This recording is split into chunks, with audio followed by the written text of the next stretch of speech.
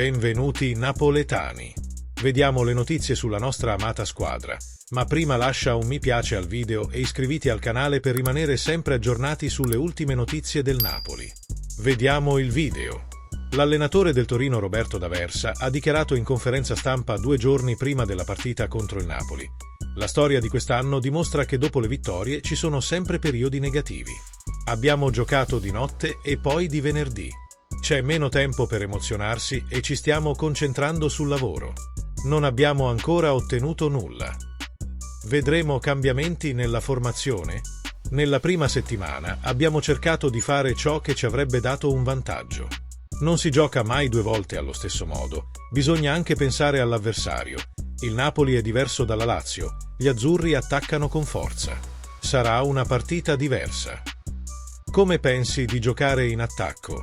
Tutto si riduce a valutazioni. Ho fatto lo stesso alla Lazio, ho scelto l'11 titolare, ma poi ho considerato che c'erano ancora molte altre partite da giocare. Se metti 2 attaccanti in posizioni diverse, devi avere la possibilità di migliorare il loro potenziale nel corso della partita. Si valutano diversi aspetti.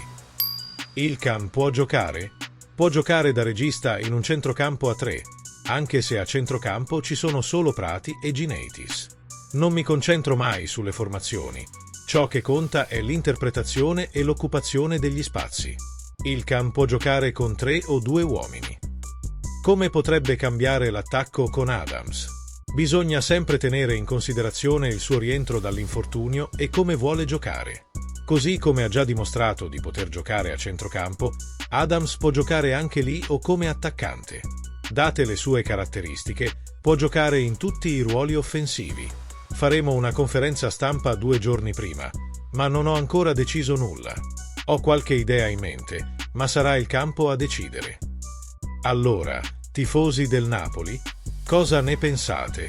Lasciate un like al video e iscrivetevi qui sotto. Voglio sapere cosa ne pensate. Grazie. Forza Napoli!